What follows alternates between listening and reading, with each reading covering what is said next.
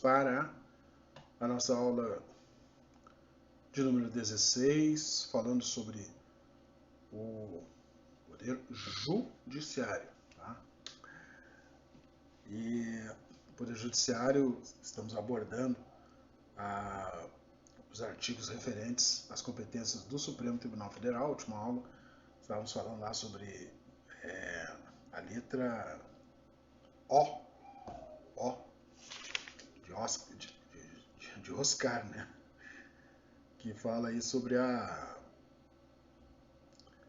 as competências do Supremo, e ela falava que os conflitos de competência entre o Supremo Tribunal de Justiça e quaisquer tribunais, entre tribunais superiores ou entre estes e qualquer outro tribunal. Então, os conflitos entre tribunais são decididos pelo Tribunal Máximo, que é o Supremo, apenas isso. Vamos simplificar, né? Então, o tribunal está brigando lá por interpretação de lei, etc. Deixa que o Supremo resolve. E falamos sobre a ADI, né? Ação direta de inconstitucionalidade. O Supremo resolveu o pedido de medida cautelar numa ação direta de inconstitucionalidade, sessão do quarto período, mas vamos saber em breve aí que a gente vai estudar a ação direta de inconstitucionalidade, quando uma lei é considerada inconstitucional, né? A ação direta de constitucionalidade, que é o contrário, né? Você quer saber se ela é constitucional, né? Ainda temos a DPF, ação direta de descumprimento de preceito fundamental, que ela já é quase que aplicada quando não cabe a ADI, não cabe o ADC, não cabe a ADO, que também é a ação direta por omissão. Aí vem a DPF, que é a ação direta de descumprimento do preceito fundamental, que ela é a última que fica, e ela pode ser usada até a nível municipal, tá? Descumprimento de preceito fundamental. Então vocês vão ver essa sopa de letrinhas aí, tá? ADI, ADO, ADC, DPF. Pode anotar aí que cedo ou tarde vai chegar na mão de vocês. E aí vocês vão ver para que serve cada uma, né? E é muito importante, né, para o advogado saber, para que ele consiga entrar com a ação correta quando ele tiver um conflito constitucional na frente dele. Então, às vezes essas ações, elas para ter efeito imediato, elas precisam de uma cautelar, né? E aí a gente vai ver essa cautelar, quem interpreta é o Supremo, quando a ação pede uma cautelar. Cautelar já é para assegurar, né, o cumprimento imediato daquilo, né? Temos aí também, já no artigo 103A, né,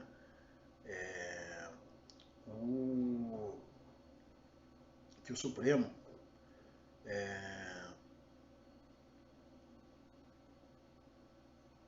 ele aprova também as famosas súmulas de efeito vinculante, né? Então a súmula de efeito vinculante é quando tem uma confusão grande, né, às vezes entre tribunais e etc. E o Supremo, para decidir, ele não decide 2 mais 2 são 4, ele não toma a decisão final, mas ele cria uma súmula, né? Uma súmula, ele dá uma orientação sobre aquilo ali. Inclusive a gente pode ver lá no final do vadimécum. Eu vou pegar o meu aqui agora. Ó. E existem as súmulas, tá? Então, se você o código, as súmulas aqui, ó. Nessa abinha aqui do vadimécum, você vai ver aqui, aqui, vamos lá, vamos olhar o vadimécum aqui, ó. Súmula, aqui, acho que eu peguei aqui, ó. Súmula, tá? Aqui é súmula, aqui é regimento interno, aqui é legislação. Então, você segue aqui, ó, aí baixa o dedo aqui, baixa o dedo, tá lá, ó, tá bem aqui, ó, olha lá onde é que tá a súmula, dá pra ver aí? Acho que vai dar, ó. Então, aqui tá a súmula, ó. Porque o vadimécum tem essas marcações aqui, gente, ó, né, essas marcações aqui. Essa aqui é a marcação das leis complementares. Você lê aqui em cima, tá? E depois você interpreta lá embaixo. Tomara que tenha dado para ver aí. Então as súmulas, vocês vão ver que está lá embaixo, está lá no cantinho, lá no finalzinho do vadimécum. E aí, tá bom, minha filha. A criança está sempre perto do papai, né? Então as súmulas aqui, ó, eu tenho súmulas do STF, tá? Tá escrito lá no finalzinho do vadimécum, gente. Vamos olhar aí, ó. Súmulas do STF. Pronto, fazendo bobagem, devia ter virado a câmera aqui, né? Deixa eu ver se eu viro a câmera. Eu tenho um controle melhor aqui. Virei, não virei, virei, não virei. Não deu, tá? Mas tem aí a súmula do STF, você vai olhar aí. Eu vou ver uma aqui, ó. Vou ver a súmula 380. Comprovada a existência da sociedade de fato entre os concubinos, é cabível a sua dissolução judicial com a partilha do patrimônio adquirido pelo esforço comum. Isso é uma súmula. Então, se existe um concubinato, um homem é casado, mas ele tem uma outra mulher, né? Aí é uma concubina, tá? Ele concubina, ele habita em dois ambientes diferentes, né? Então tem a concubina, mas se foi comprovado que ele tem essas duas relações, e aí se deu, é cabível a dissolução judicial com a partilha do patrimônio líquido, tá? Por quê? Porque ele tinha com essa amante, com essa outra pessoa, bens, móveis, imóveis, né? Viveram por um tempo, mas agora eles não, né? não estão mais se entendendo. Aí aquelas coisas que ele botou, que ele comprou, o que acontece? Se for comprovado que existiu realmente essa sociedade de fato entre os concubinos, é cabível a sua dissolução judicial com a partilha do patrimônio adquirido pelo esforço comum, mesmo para concubinos. Eu vou dizer, não, mas é só a partilha no casamento. Não. Até com a amante, se teve problema lá de bens que foram comprados, você entra com a ação judicial, né? Aí, calma, a ação deve haver segredo de justiça, tá? Ninguém vai ficar sabendo. Mas isso é a súmula 380. Estou dando um exemplo de súmula que o STF, entendeu? Isso não está na lei, mas é uma decisão do STF que às vezes a gente não tem a lei, mas a gente tem a súmula. Aí a gente segue a súmula, né? Aí chega aquele caso lá, tá, mas não está na lei que ela é concubina, não tem direito, não, calma. Tem uma súmula do STF, né? E é ele que faz essas súmulas, né? Que tem esse efeito vinculante, todo mundo tem que seguir, porque a Corte Máxima da Nação que tomou, que fez a súmula, todo mundo vai seguir a súmula, né? Muito bem. Aqui o que é que nós temos mais? Nós temos, por exemplo, o artigo 103b, ele fala sobre o Conselho Nacional de Justiça. Agora saiu um pouco do STF. Aí eu falei que lá no início do artigo começa a falar do STF, no 101, né? Ou ainda, lá no 92, quando fala do Poder Judiciário, fala que são órgãos do Poder Judiciário, inciso 1, Supremo Tribunal Federal. 1A, o Conselho Nacional de Justiça. Então, o Conselho Nacional de Justiça está aqui, ó, né? 1A, Conselho Nacional de Justiça. Tá no artigo 103b, o que é o Conselho Nacional de Justiça? É um conselho, é uma reunião de pessoas que vai fazer interpretações. Tá, mas não tem o STF que faz a interpretação da Constituição? Não, mas esse conselho é para fazer interpretação de erros, de problemas que ocorrem dentro da Justiça. Tá? Então ele é composto por 15 membros. E esses membros têm mandato de 2 anos. 15 membros, 2 anos. Mas vamos ver quem são esses membros do Conselho Nacional de Justiça, CNJ. Um deles que eu tinha falado é o presidente do Supremo Tribunal Federal. Tá? Aqui fica uma situação, mas se ele é o Conselho Nacional de Justiça que vai julgar os fatos que ocorrem a nível de justiça, o presidente dele é o próprio presidente do STF, né? Soa meio estranho, né? Talvez ele tivesse que ser mais independente, mas o presidente do Supremo Tribunal Federal. O ministro do Superior Tribunal de Justiça, indicado pelo próprio Tribunal de Justiça, um ministro do Tribunal Superior do Trabalho, TST manda um também, manda um ministro do Trabalho, são 15, né? Esse é o terceiro. Um desembargador de Tribunal de Justiça indicado pelo Supremo, aí pode ser do Rio, de São Paulo, seja quando for. É que o Conselho se reúne de vez em quando, né, gente? Então esse pessoal vai se reunir para interpretar alguma coisa. Um juiz estadual indicado pelo Supremo Tribunal Federal, um juiz de Estado, Maranhão, Alagoas, Rio Grande do Sul. Um juiz do Tribunal Regional Federal, indicado pelo STJ.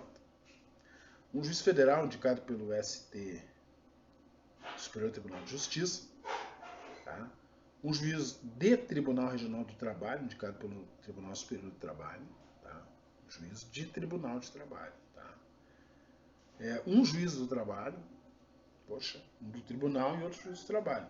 Um membro do Ministério Público da União, um membro do Ministério Público Estadual, 2 advogados indicados pelo Conselho Federal da Ordem dos Advogados do Brasil, 2 cidadãos de notável saber jurídico, tá? Vai ter que saber alguma coisa, né? Esse é o 13. Esse conselho vai ser presidido pelo presidente do Supremo, tá aqui, tá confirmado. E na ausência, impedimento pelo vice-presidente do Supremo. Os demais membros do conselho serão nomeados pelo presidente da República depois de aprovada a escolha pela maioria absoluta do Senado. Então é assim que se forma esse conselho com 15 membros, tá? Bom, o que faz esse Conselho Nacional de Justiça? Ele controla a atuação administrativa e financeira do Poder Judiciário. Administrativo e financeiro. Então o Judiciário, ele administra pessoal, material e financeiro. Ele tem também orçamento para administrar. E quem controla isso é o Conselho Nacional de Justiça. Faz o cumprimento de deveres funcionais dos juízes. Então aí, ó, se o juiz deixou de cumprir o seu dever funcional, ele pode ser denunciado, pode haver um procedimento contra ele que chega até o Conselho Nacional de Justiça para saber se ele está agindo correto ou incorretamente. Cabendo-lhe, entre outras atribuições que lhe foram conferidas pelo Estatuto da Magistratura, zelar pela autonomia do poder judiciário, aqui é geral, né? A autonomia, que o judiciário seja autônomo, não sofra interferência dos outros poderes.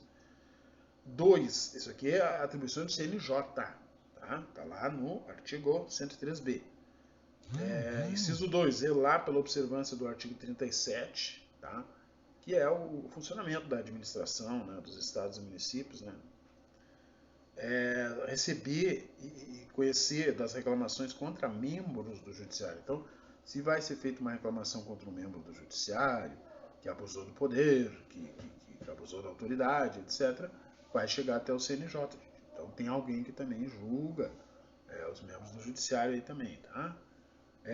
Inciso 4, representar o Ministério Público, no caso de crime contra a administração pública ou de abuso contra a autoridade, tá? Então, representar ao Ministério Público no caso de crime contra a administração pública.